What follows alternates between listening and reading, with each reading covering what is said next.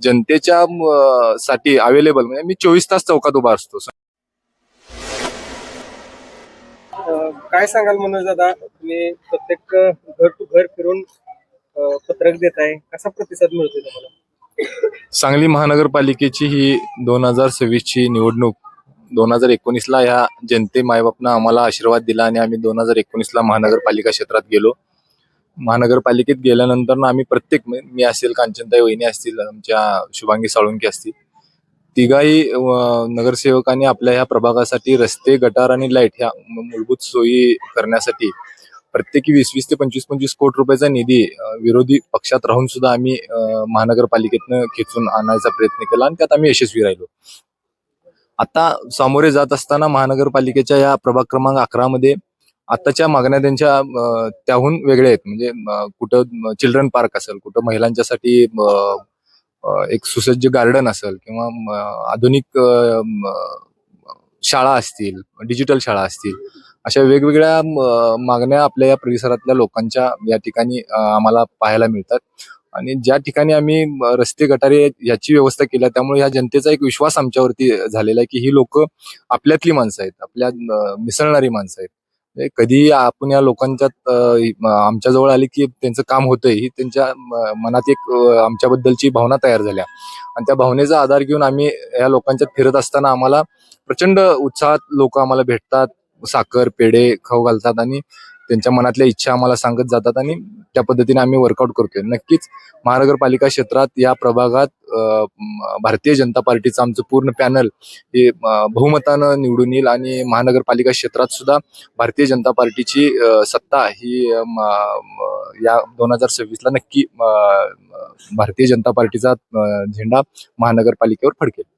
मनोज भाऊ तुम आगे बढ़ो, हम तुम्हारे साथ हैं. पुढे तगडं आव्हान आहे, प्रस्थापित विरुद्ध विस्थापित असा संघर्ष होतोय. ह्याला कसं सामोरं जाल तुम्ही? जनता, मायबाप जनता ह्यात मेन आहे. मी मोठा आहे का कोण पुढचा मोठा आहे ह्याच्यापेक्षा जनता मोठी आहे.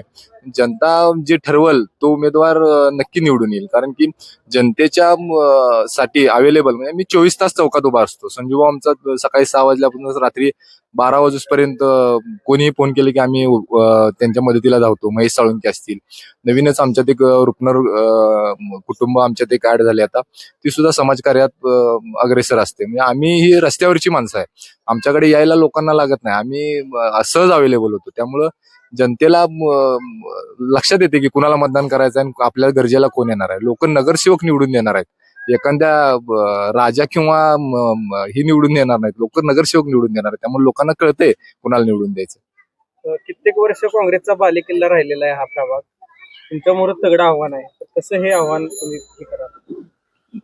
हा बालेकिल्ला काँग्रेसचा म्हणता येणार नाही, कारण की बऱ्यापैकी या भागातून 2दा अपक्ष नगरसेवक सुद्धा निवडून गेलेले आहेत, एकदा राष्ट्रवादीचे मनगुआबा सुद्धा निवडून गेलेले आहेत. त्यामुळं ह्या भागात काम करणारी माणसं, म्हणजे पिढ्याना पिढ्या, एक 15 वर्ष झालं वहिनी, म्हणजे कांचन कांबळे ज्या महापौर झाल्या, ती या भागात काम करतात आणि ते कुटुंब आज आमच्या सोबत आहे, म्हणजे भारतीय जनता पार्टी सोबत आहे. त्यामुळे या भागात काम करणाऱ्या माणसाला महत्व जास्त दिलं जातं, पक्षाला महत्व दिलं जात नाही. या भागातली जी जनता आहे ही सुज्ञ आहे, यांना माहिती आहे की कुणाला निवडून द्यायचं आहे आपण. आणि तुम्ही परत परत मला विचारताय प्रस्थापित किंवा हे प्रस्थापित वगैरे ह्या गोष्टी नागरिक ते पहिल्यांच्या काळात चालायचं. आता नागरिक जनता ही एकदम सुज्ञ आहे, तिला माहिती आहे काय करायचं असते ती. आणि प्रस्थापित वगैरे काय नाही, जे माणसांच्या सहज उपलब्ध होतील, ज्या माणसांच्या सोयीसाठी जो माणूस अवेलेबल राहील त्या माणसाला जनता निवडून दिला. आणि मला जनतेवर विश्वास आहे, यावेळी भारतीय जनता पार्टी अतिशय जास्त, म्हणजे बहुतेक पूर्ण लीड वरती आम्ही भारतीय जनता पार्टीचे 4 उमेदवार या ठिकाणी जनता आम्हाला निवडून देईल. काय आव्हान कराल जर केलं तुम्ही? मी आपल्या प्रभाग क्रमांक 11 मधल्या सर्व मतदार बंधू भगिनींना एक नम्रतेचं आव्हान आणि विनंती करतो की तुम्ही तुमच्यासाठी अहोरात्र झटणारे, म्हणजे कोविड काळ असेल किंवा पुराच्या सारखा काळ असेल किंवा कुठलाही तुमच्या वरती आलेला वाईट प्रसंग असेल, त्या प्रसंगात तुमच्यासोबत जी व्यक्ती राहते, ज्या व्यक्ती तुमच्यासोबत नगरसेवक नाही तर तुमचा एक भाऊ, तुमचा एक मित्र, तुमचा एक मुलगा म्हणून तुमच्यासोबत राहतात, अशा लोकांना तुम्ही निवडून दिलं पाहिजे. आणि ती मला वाटतं आम्ही चारही उमेदवार त्याच पद्धतीनं महानगरपालिका क्षेत्रात काम करतोय. त्यामुळे जनतेला माझी हात जोडून विनंती आहे की हे जे पॅनल आहे ते तुम्ही भारतीय जनता पार्टीचं कमळ या चिन्हासमोरचं बटन दाबून 15 तारखेला आम्हाला बहुमताने निवडून द्यावं, एवढीच मी विनंती करतो.